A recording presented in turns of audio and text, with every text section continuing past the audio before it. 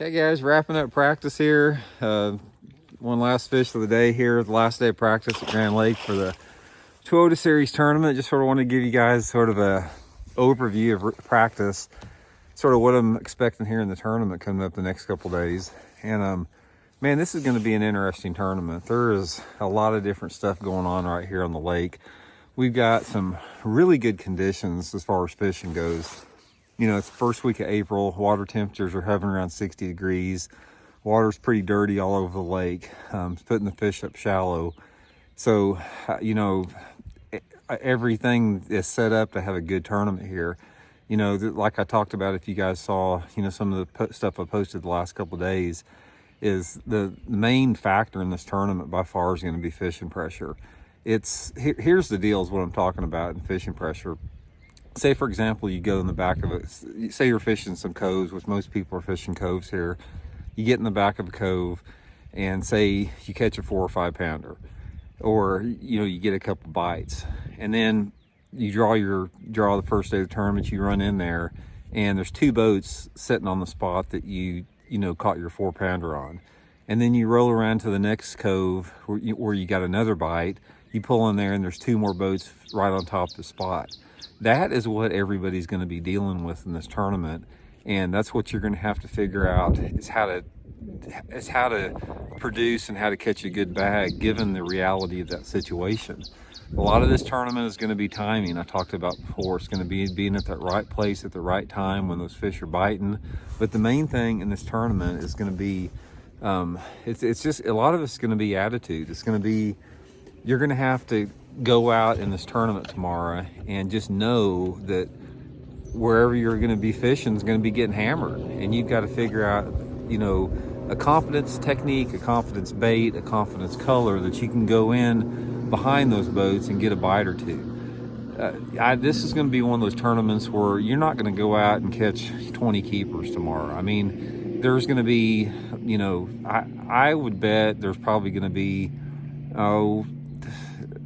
maybe 25 to 30% of the field catch a limit of fish tomorrow, and I don't think the rest of the field's going to catch a limit of fish. I mean, I do look for there to be some good bags. I'm sure there's going to be a couple 20-pound bags tomorrow, but it's not that easy. It's really not that easy to get a bite if you're not doing the right thing with the right bait at the right time. So it's sort of typical tournament fishing. I mean, we deal with the same thing to some extent on every lake. You know, some lakes are more conducive to spreading out and fishing bigger. But the thing about Grand Lake is Grand Lake has a tremendous amount of dead water on it. And if you guys have watched a lot of my past videos, you know I talk a lot about lakes that are my favorite or are not my favorite. And my favorite lakes are lakes that don't have a lot of dead water in it, because that spreads everybody out. For example, Table Rock Lake. Table Rock has very little dead water. It's one of those lakes where you can put the trolling motor down anywhere on the lake and you got a chance to catch one, but that's not the case here at Grand Lake. These bass at Grand Lake live on specific structures, specific banks, specific areas at this time of the year. So that is why you deal with the fishing pressure here. I think that there's going to be a handful of techniques that are going to be productive here. I look for a spinnerbait to be a key player this week. In fact, I'd be real surprised if the tournament doesn't get one on some type of a spinnerbait combination. The problem is everybody's fishing a spinnerbait, so it's like, you know, it's like anything else. You know, if you get that key blade configuration, color, retrieve, figure out the banks, the type of banks they're on, you know, you can probably catch some fish. But it's not like you can just pick up a spinnerbait here right now and just go down the bank and catch them. But I think a spinnerbait is going to be a big player here. The fish right now are sort of in a funny mood because I know these fish are wanting to bed. I know they're getting really close. They're wanting to bed, and normally when that happens, they start getting off a spinnerbait. They start getting on the more slower baits, the bottom baits. So we're sort of just riding that transition right now between you know, the moving baits working good and the slow baits being a dominating factor. Another factor in this tournament could be an Alabama rig. I mean, there's always a group of late pre-spawners out a little bit deeper. It wouldn't surprise me if this tournament is not won on an Alabama rig, actually. I mean, The only offset on that, the water's a little bit dirty, but I've seen it way too often on this lake when those fish get ready to bed, and a lot of people think they're going to be up on the bank and bedding, and some guy catches a giant bag on an Alabama rig. So that's going to be a big player here. But you know, for me in this tournament, I plan on doing a lot of running and gunning. I don't feel comfortable like sitting down in one area here and just fishing back and forth over and over, you know, simply because the boats.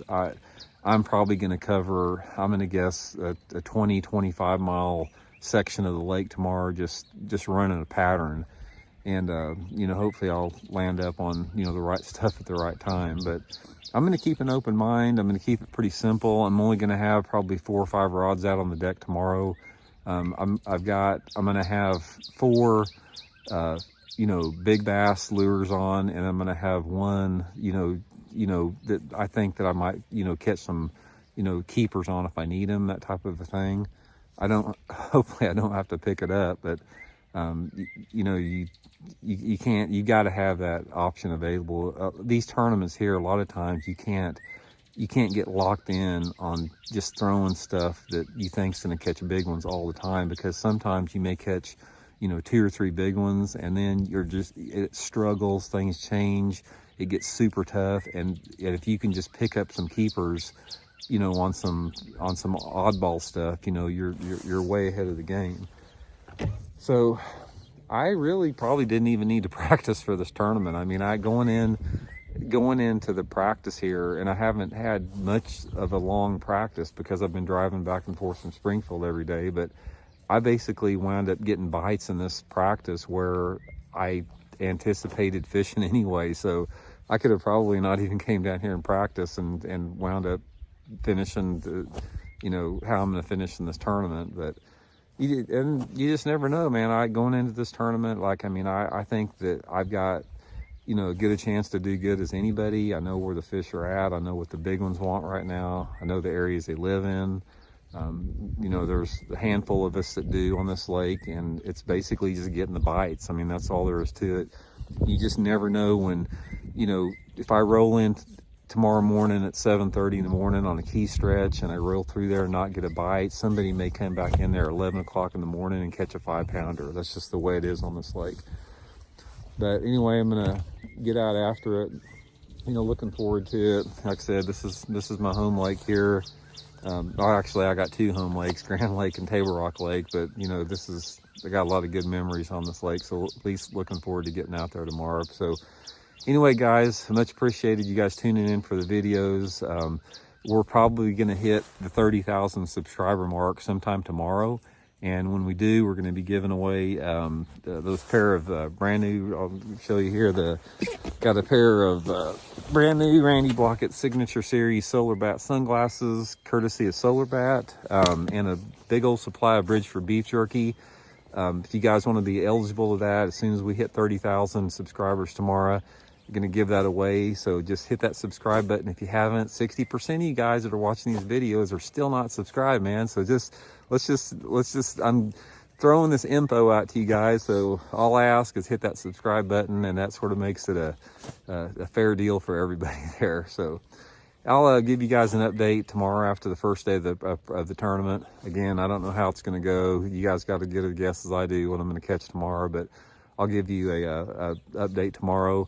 I'll also be filming the next 2 days, so I'll put some video up, you know, after the tournament's on, about sort of show you guys what I did in the tournament. So again, thanks for tuning in. Appreciate it, and we'll talk soon. Bye.